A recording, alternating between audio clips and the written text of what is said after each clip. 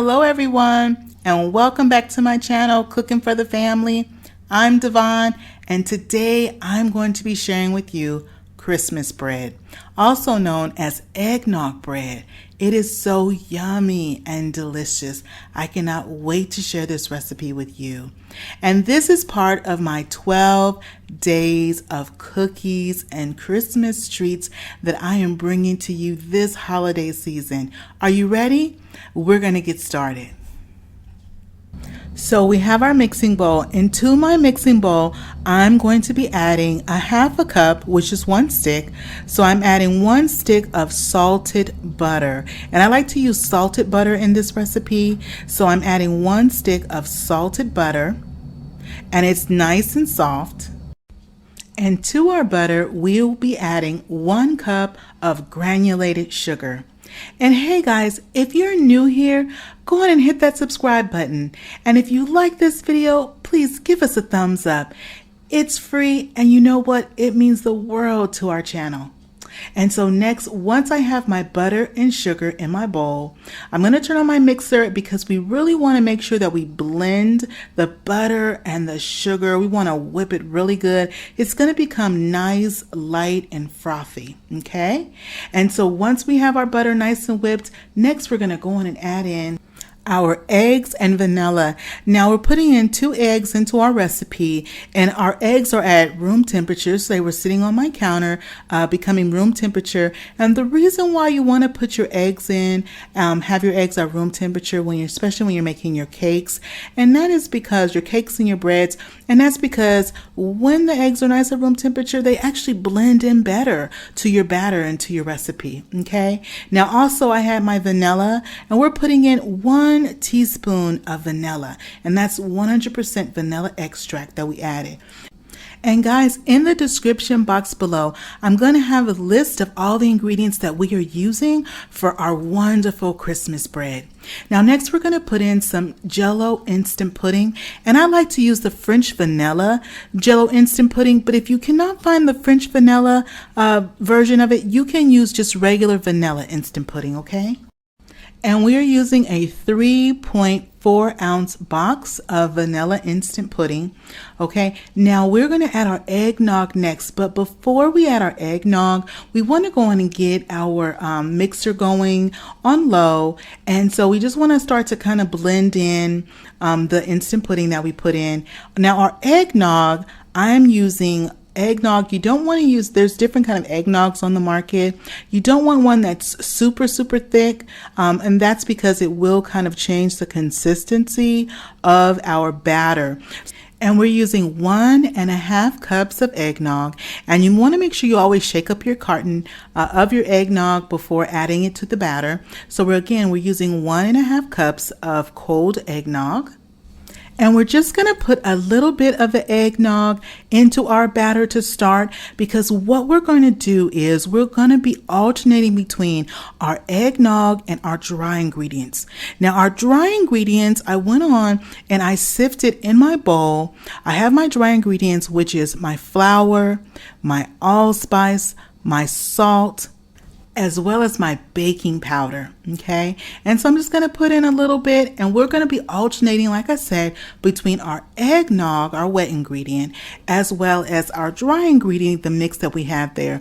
But don't worry guys, like I said, in the description box, I'm going to have the list of all the different ingredients that you're going to need to make this yummy bread. Okay, and so from time to time, what I like to do is I like to stop my blender and stop my mixer, and I like to make sure I go around the sides as well as the bottom, because after a while what will happen is our ingredients can tend to gather on the bottom, and we want to make sure that we don't miss out on mixing in any of that flour and any of that butter, anything that may have been gathered on the bottom of our mixing bowl. Okay, and so I'm just going to go back and forth. I'm going to alternate.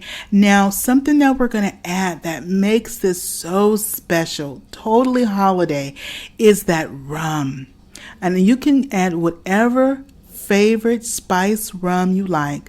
Now if you say, you know what, rum's not your jam, you don't want to add rum to it, you can go, and the rum does cook off, it bakes off in the oven, but it just leaves that nice essence, that nice flavor. You see that? There's rum extract on the market. And so instead of I'm going to use a tablespoon of dark spiced rum. And you want to make sure that you're using dark rum if you're going to use your rum.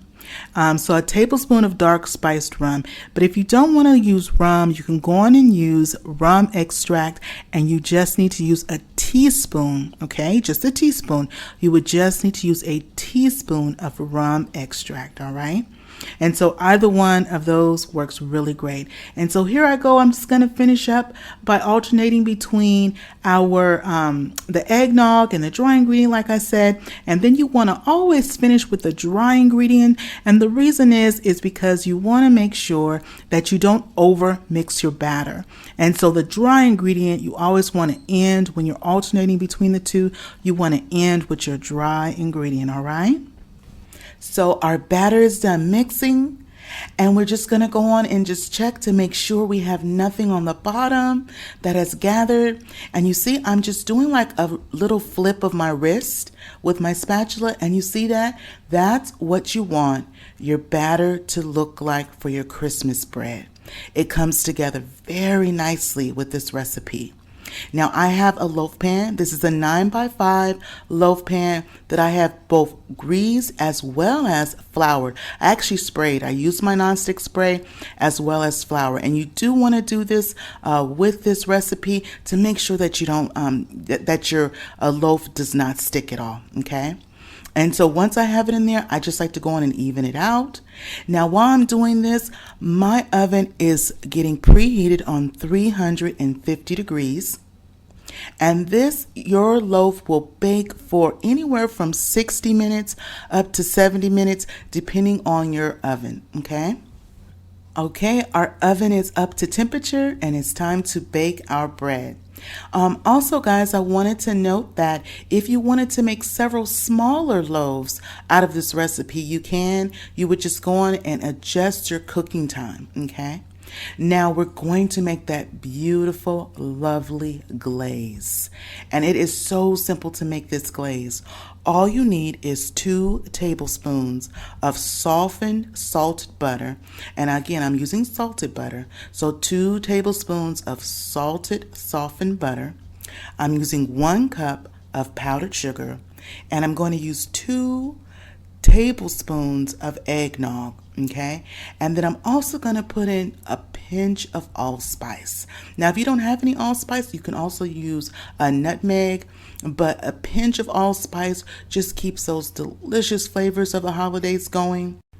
Oh, and also I wanted to note that in our bread batter, if you did not have allspice, just like for the glaze, you can use nutmeg in substitution of allspice in this recipe, okay?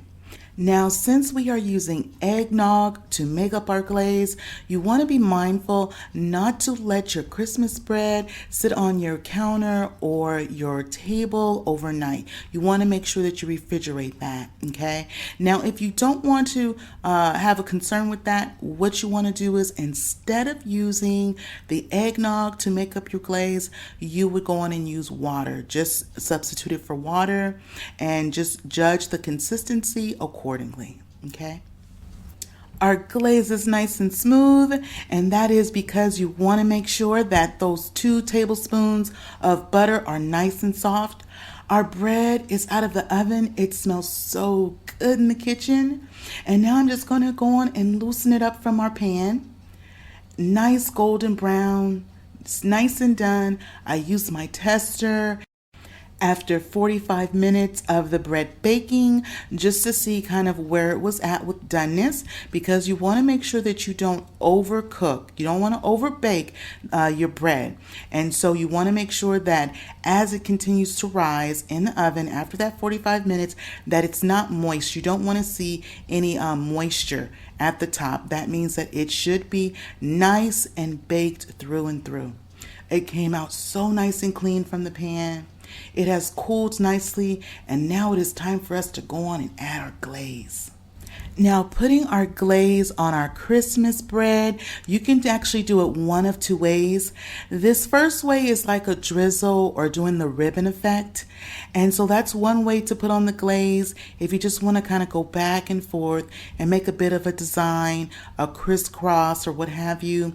But what I actually like to do with this bread when I put my glaze on is I like to do the coverage. I like to have glaze all over the bread.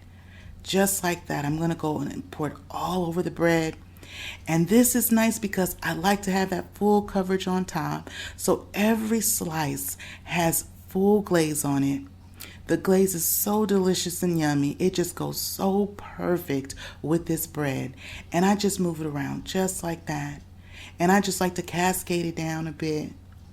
Just like that all over the sides. And this is it, guys. This is our wonderful, delicious Christmas bread. It is so moist, and that hint of rum in there and those wonderful holiday spices. It is such a treat. Well, I hope you give this recipe a try. And if you haven't yet subscribed to my channel, what are you waiting for? Go on and hit that subscribe button. And if you like this video, go on and give us a thumbs up. Well, again, it is always good when Devon is cooking for the family. I'll see you on the next one, everybody. Bye-bye.